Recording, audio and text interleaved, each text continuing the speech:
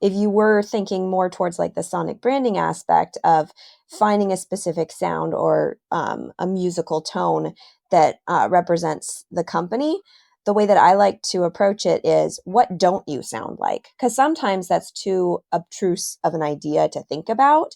But like if you know of something that's your competition, maybe they have a sound and you go, I'm not this sound because I don't like this. I don't know. I just wanted to put that out there, that recognizing your competition, and also to Ahmed's point, asking your customers what sounds do you portray. So again, I'm going into the more of the sonic branding element of it, but I just wanted to put that out there.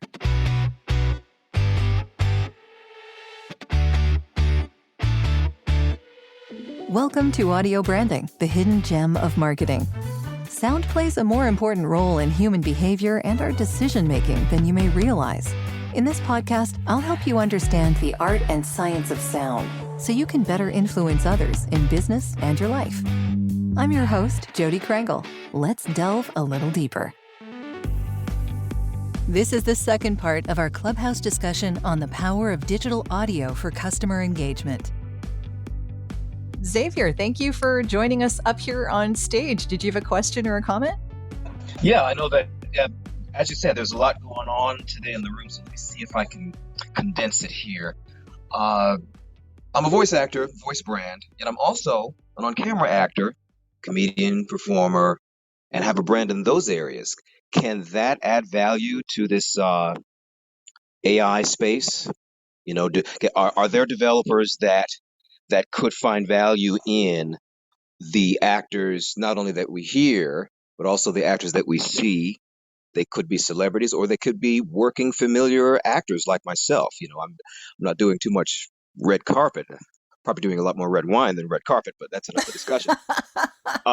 But you get my point. Like, I'm around, I'm doing my thing, and I think I have an audience, I have a cult following, and is that of value to developers? And if so, which developers for which AI or synth voice technology? So that's my question. I hope that was clear. If not, I'm certainly available to clarify.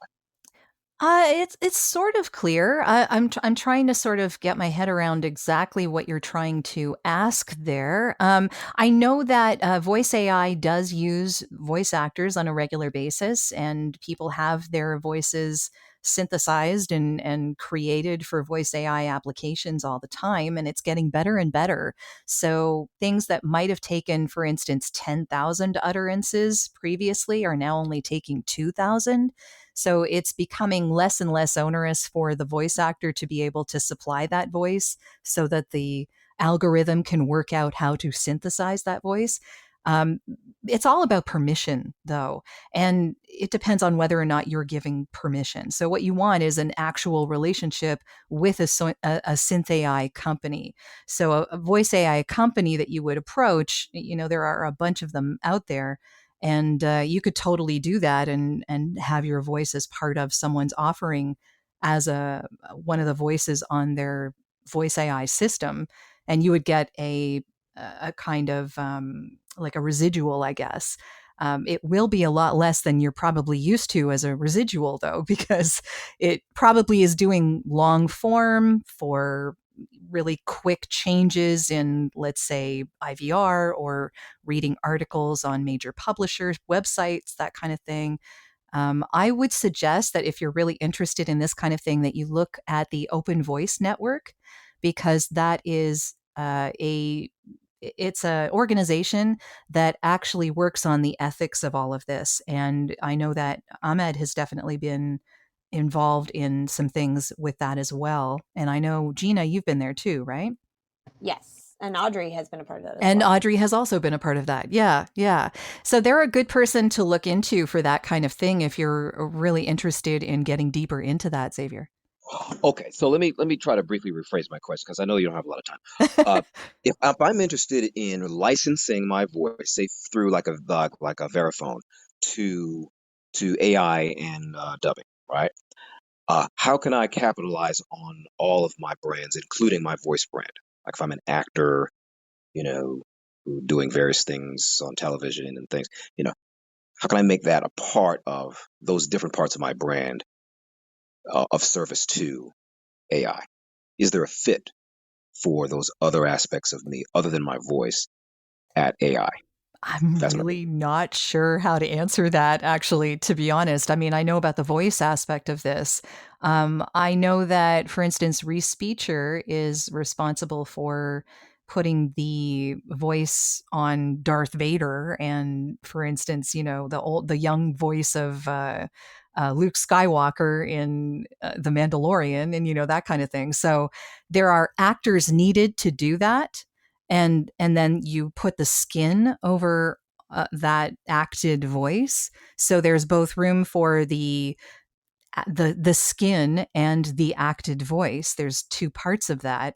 As far as the actual acting, like the visual portion of that, I'm really not sure. I think there's a lot of research that would need to go into that. But one of the things you could do is reach out to some of those those voice AI companies and see what they offer and what they can offer you.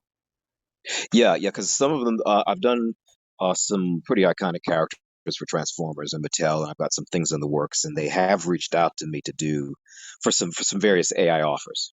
So I think Open Voice Sure. Network is going to be helpful for me in wading that through. But I wonder if anybody else has any thoughts or feedback on my question. But otherwise, I appreciate it. No problem. Anyone else? Go ahead, I'll, Steve. I'll give just one comment, Xavier. I mean, look, at the end of the day, your brand is your brand. So any and all of these things that you're doing that become part of a resume uh, could potentially make you bankable, particularly if there's a voice, if there's something that you're doing that's character driven that you can continue to do that isn't wrapped up legally somewhere else with another company, that gives you options to monetize that just like an influencer. And I think AI will get to the point where you'll have opportunities to do that. Certainly, as we move more into the interchangeable realities of the metaverse, and people kind of choosing their own identities. Maybe they want to use a voice that's yours if they're associating it with a particular character. So I think the value in all of the things that you're doing and the experiences that you're doing simply comes down to sales and marketing 101. Because if I'm an AI company, I'm looking for voices, here's a recognizable talent, and I can benefit from some shared equity with that person's voice, then that may result in more opportunities or better pricing. So that's probably how I would look at it. I mean, the skill sets certainly are going to help you, but I think at the end of the day, it's really doing all of these things that are resume building, and can you parlay that into I'm an influencer, I'm this, I'm that, therefore use of my voice in AI should be worth something, and hopefully worth more than somebody who doesn't have that expertise. Yeah. The reason that I mention Open Voice Network is because they have a contract that you could possibly use as a template for you to negotiate with companies like that. But you can also talk with Jim Kennelly over at Lotus. So Yeah, yeah, he's he's really big phenomenal. on that. Yeah.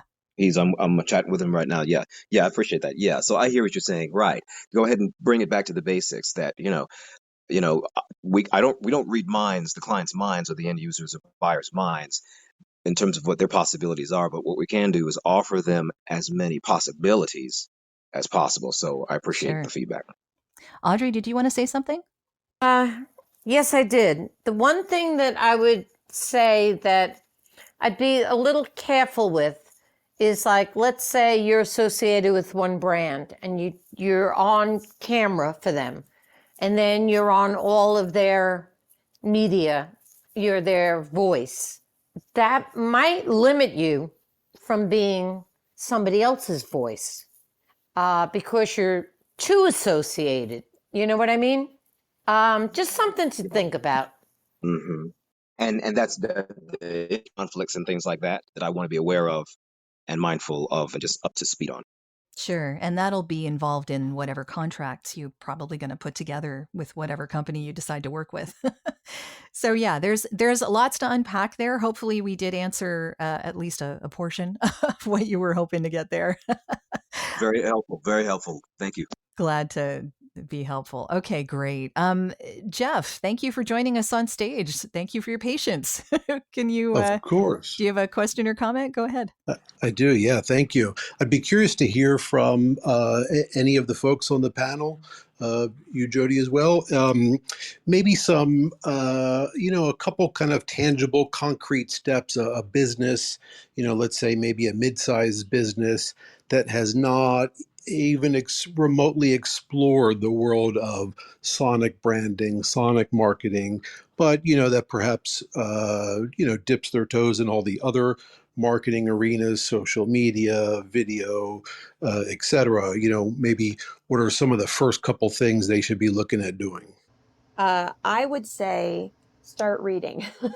Type in what is sonic branding, what is sound strategy, what is sound and marketing. Like, start the research and see what's out there, because there's a lot out there now. This is what I was going to say with to Audrey's point earlier that I got distracted, was that a lot of people come to me now saying, I read this, what about this? And that wasn't happening 3 or 4 years ago. There was very little documentation. There was very few actual research studies. Now there's a ton. So like, if you just research something about like sound in healthcare, or, just kind of get creative with it, start your own research first. Another option is that I have a course on the fundamentals of sound and marketing that can kind of get your brain going. So you can go to soundmarketing.com as well. Thank you. Yes. And if I could, just to kind of hold it in, I mean, certainly, absolutely, the smartest step one advice to read. But like any new category of exploration, the first thing that's going to happen is you're going to quickly be, I presume, like any other industry, overloaded with options and to-dos, and you end up with a to-do list of 50 things. So I guess I'm looking for maybe some kind of concrete things like, okay, you haven't done anything. So after you read and after you take your course, here's the, 1 to 3 things, I'd say start with doing. I know that we're all dealing with a lot of stuff these days, so I particularly wanted to acknowledge those that have taken the time to leave honest reviews of this podcast. Like Pamela Muldoon, who says, audio as part of your marketing strategy. I could not agree more with Jodi's assessment that audio branding is the hidden gem of marketing. Now more than ever, how your brand sounds is becoming just as important as it looks and feels. The short, succinct episodes of this podcast, and I think she's referring to my solo episodes, are filled with nuggets, easy to listen to, that voice, thank you very much, and are perfect for binging. Nice work, Jodi. Well, thank you, Pamela. It means a lot to me that you're getting some good information here. Thanks again for the review. And now, back to the show. And I think I understand where Jeff is coming from, which is the same phenomenon that I saw, and I think probably everybody saw when social media was emerging. All the businesses were ignoring, thinking that, hey, Facebook is just for going around telling people how I'm having a great vacation, whatever. And they were asking, I remember folks asking me, because we were doing something in voice and speech, so we were cutting edge. We were viewed by our customers as cutting edge, and at the time, social media was viewed as cutting edge. And I was saying, hey, this social media thing, what do you think is going? I said, I don't know, actually. But the way it turned out is it became social media, right? Became an engagement tool, a way to engage your customers, to tell them what's going on, to give them a forum to tell you how it's going, and to get closer to the brand, and use it to get closer to the brand in many ways, right? And so let's say I love Pizza Hut, and I have a lot of memories with Pizza Hut, and it has a special place in my heart.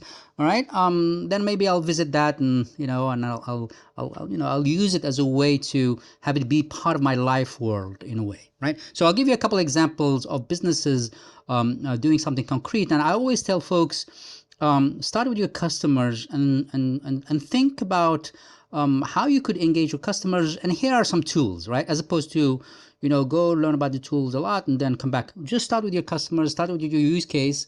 And one use case, for example, an easy way to illustrate is some of my customers are restaurants. So, and so the restaurant owner, right, they would like their customers to be always happy with their service, with their food, with the pricing, with the ambiance and everything, and they want them to come back, right?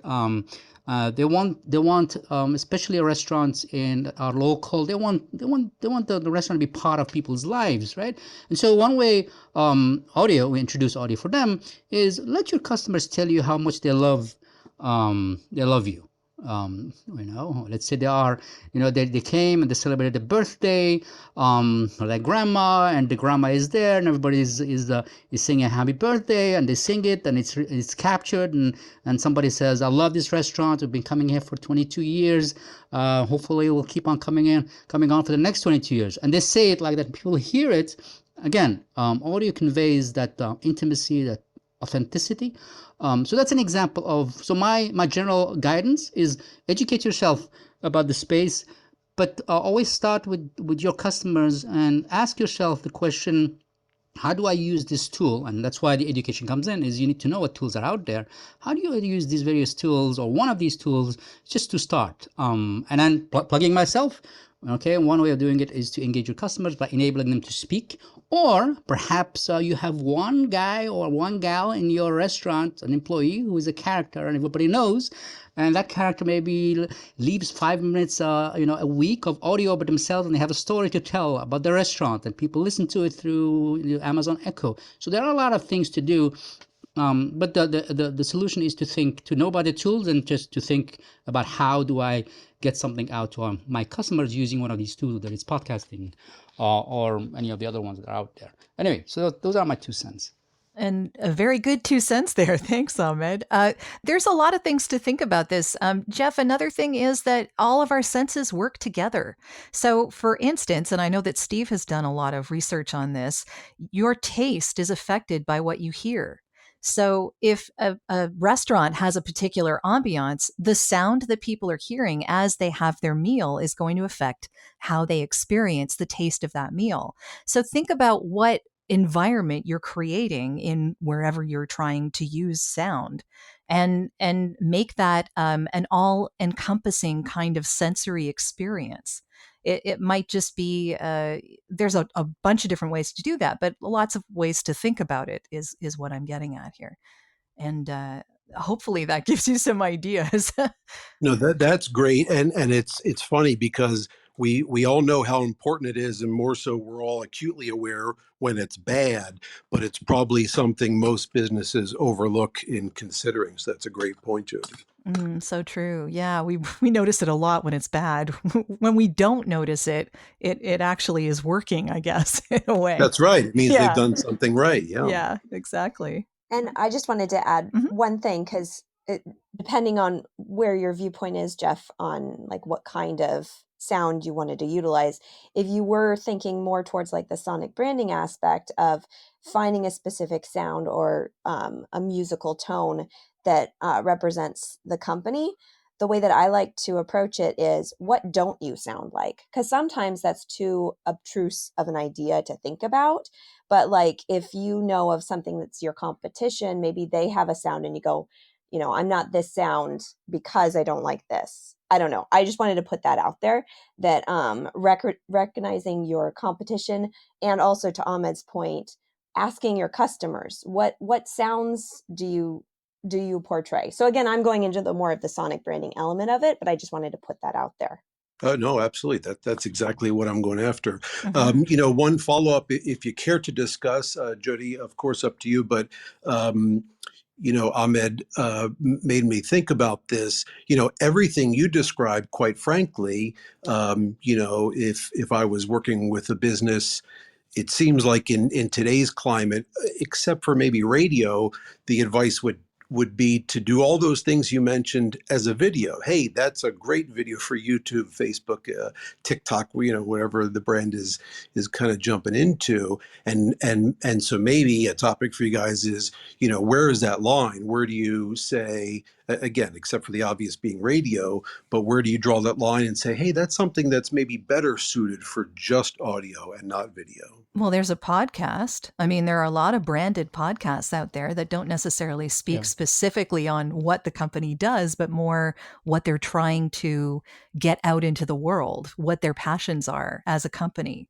So, there's all sorts of ways that this can go on, and sonic logos are definitely a part of that, but it depends on what your business is. So if your business is making kettles, or, then that appliance has a sound. And if your business is making automobiles, then that automobile has a sound. There's all sorts of things that go into this, and I'm sure that a lot of people on the panel here have much more in-depth answers than I do. But it's a very wide-ranging thing. So there's a lot to discuss about it, and it really depends on what you in particular are after and want to achieve, and what emotion you want people to feel when they experience your brand. Hopefully that makes sense. Absolutely. Yes. Thank you. Yeah. And Cheryl, thank you for joining us. Good to see you here. Thank you, Jodi. I'm really enjoying this panel. Thank you so much for the information. And speaking of doing two things at once, I was listening while Audrey and I was doing things while Audrey and Ahmed and all of you were speaking, and I was kind of going, ooh, but wasn't able to actually respond. And Audrey, I love what you said about educating the client, and and also tying in with what you said, Ahmed, about ask your customer, because not only as a voice talent, but as a consumer, as a customer, when I listen to ads where I feel, and I just heard one this morning that was a national brand, and I thought, does this company really know who their demographic is? And you would think for a national company they would, but when I hear voices that really don't match me as a consumer for the demographic that I'm in and someone who consumes that product, it actually has the reverse effect. I'm a bit repelled by it, because it makes me think they did this on the cheap, as opposed to really researching and finding out and respecting who their customer is enough to present a qualified gatekeeper. I don't know if I expressed that correctly, but I just wanted to applaud the work that you're doing, because I think it's really necessary, and especially, as you mentioned, I think it was Audrey, you said, with more people not caring, and now all of a sudden they want everything, that hopefully part of that education is letting them get to know your customer, and what, not only the sound of your customer, the demographic, and they may be one in the same, but I just wanted to put that out there, and also say hello and thank you for this room. I'm complete. Thanks, Cheryl. That's a very good point. Yeah, it's one of those things that unfortunately, I think it's a afterthought for a lot of people, and they just don't give it any thought at all. So, Audrey, it's good to hear that people are coming to you now and saying that they want to do something about it, because obviously now they're thinking about it, which is good. Are you looking for ways to improve your company's or podcast's impact? You'd be surprised how powerful the use of an intentional audio branding strategy can be. Want to know more? I have a free downloadable PDF that gives you my 5 tips for implementing an intentional audio strategy at voiceoversandvocals.com/audio-branding-strategy. That location does ask to put you on a mailing list, just to send you updates on when the new podcasts come out. But if you really don't want to give your email out, I understand. Just contact me directly. My email is all over my website, and I'll make sure you get that PDF without needing to sign up anywhere. If you do sign up, though, you also get access to a resources section called The Studio, where I have videos, white papers, and PDFs, discounts from my guests, and snippets of audio from my guests that no one else gets to hear. So maybe it's worth your while. Totally up to you. And of course, if you're looking for voiceovers, you can get in touch with me about that too. Now, back to the podcast.